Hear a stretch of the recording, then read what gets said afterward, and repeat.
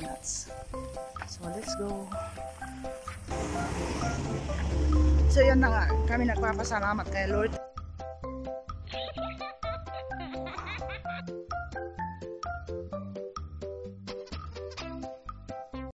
Hello! Nandito tayo sa tuktok ng kabundukan. Mag-iigib ng tubig. Ayun, umigib si Harry. So libot lang dito habang pinupuno niya yung yung mga nakikita nyo dyan guys, yun ay hindi po sa akin. Tapos dito habang walang tao, tingnan nyo, lavender, hanggang doon lavender. Next time, dahil wala akong gunting, magpuputol tayo dito hanggang doon. Grabe ang bango. Magpuputol tayo ganyan. Dapat may gunting. We don't have scissor, it's very nice. Now it's growing alone. Look.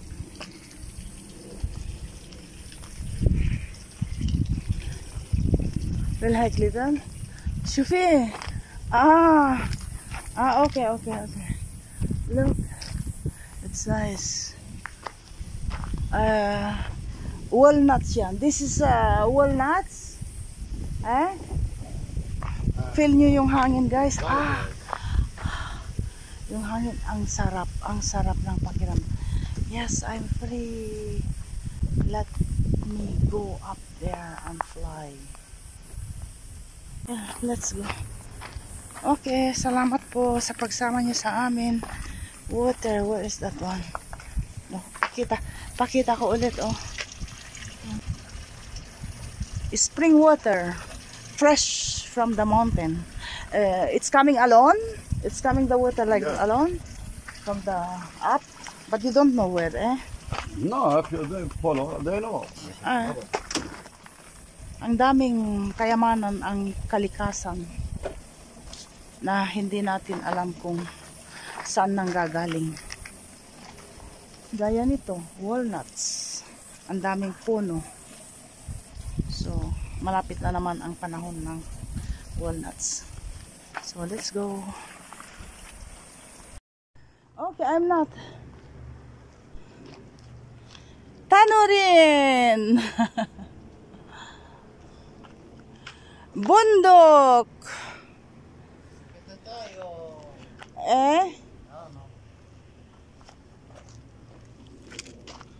Baba! May ilog dyan sa baba.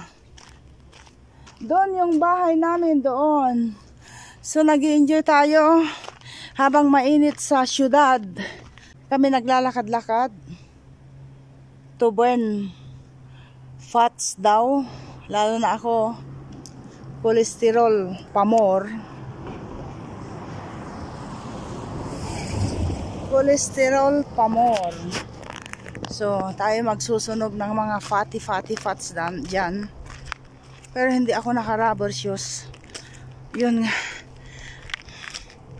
Nag-igib kami. Nag-igib kami kanina. Tapos umuwi ng bahay. And then, nagluto-luto ng konti.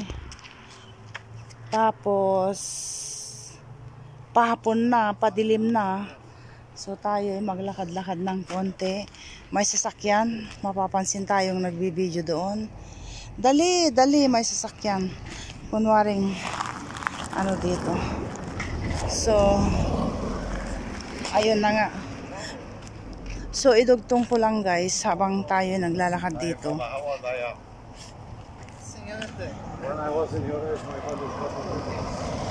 Habang tayo naglalakad dito, maidugtong ko rin lang pandagdag sa ating content dito.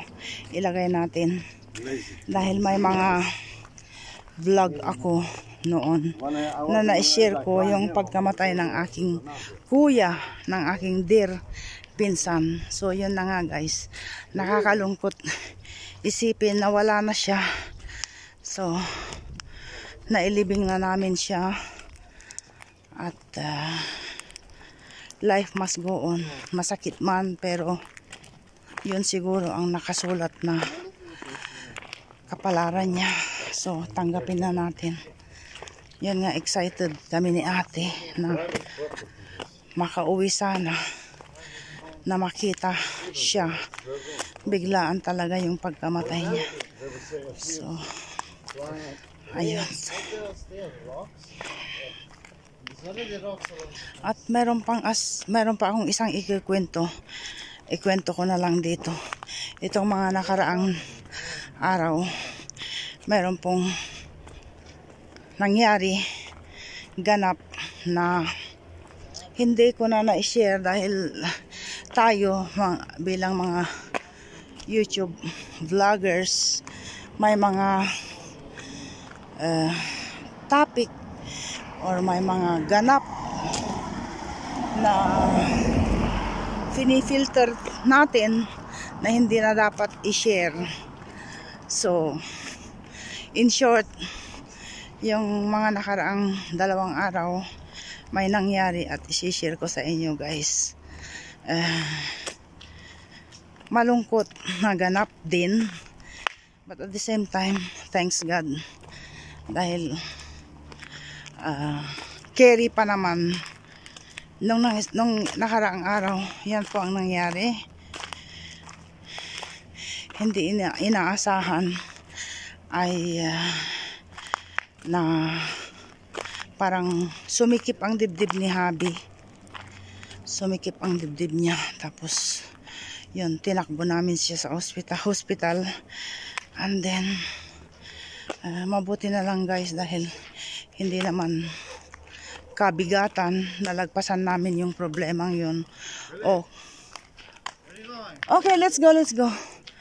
Nalagpasan namin yung I'm not in the middle, I'm here.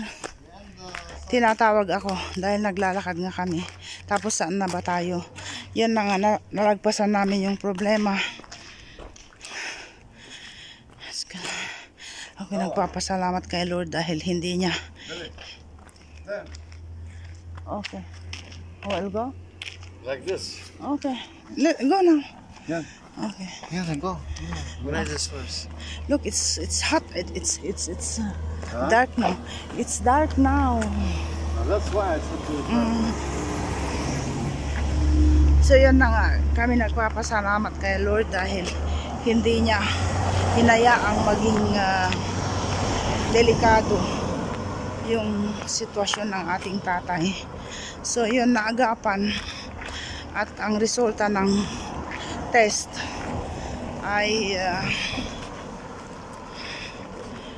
mataas yung kanyang kolesterol, kaya sumisikip yung dibdib niya. At yun na nga, kinuha namin yung resulta nung nakaraang araw din. So sabi ko, dahil ang nangyari noon nung tinakbo namin siya sa hospital is gusto nilang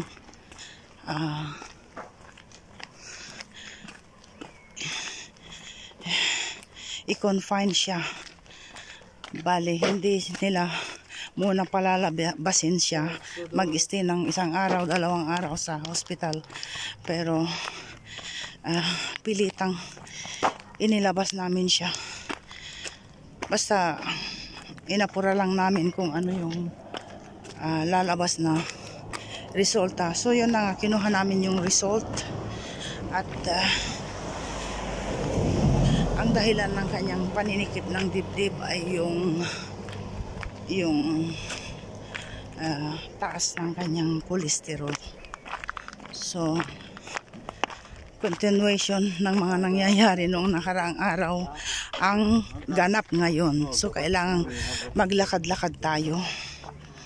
And at the same time din pala, guys, nung kinuha namin yung result nung nakaraang araw, so sabi ko, nandito na rin lang ako sa hospital. So nagpakuha na rin ako ng dugo. I mean nagpa-check up na rin ako.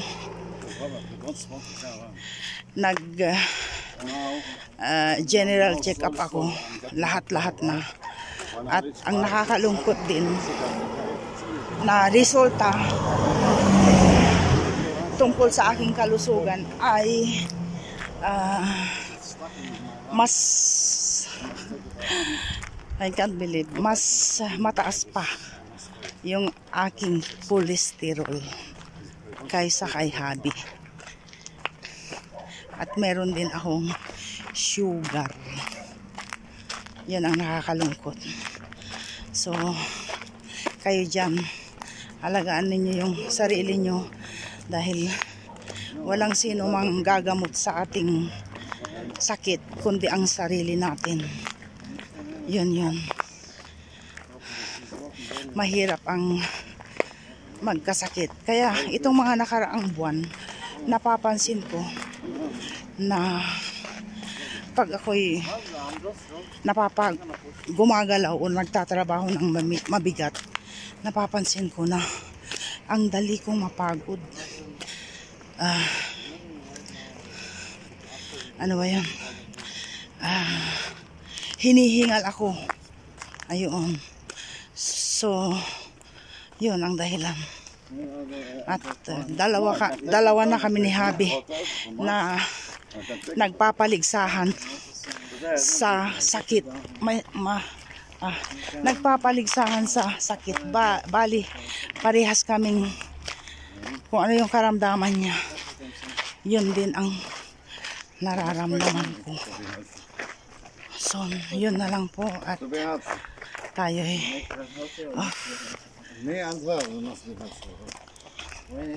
madilim-dilim na. Salamat po sa pakikinig sa akin, sa aking kwento. Pandagdag lang po sa ating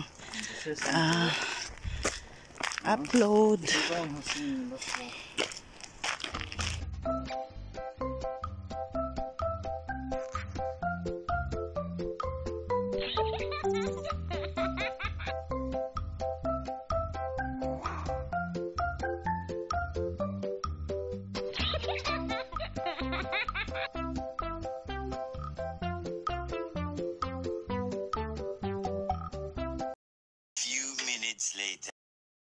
Mag-voice over tayo, ang lakas ng music. So, yun na nga, pagkatapos nating maglakad-lakad, dumaan tayo dito sa mga silong-silong ng punong kahoy na mayroon pong resto cafeteria, coffee resto,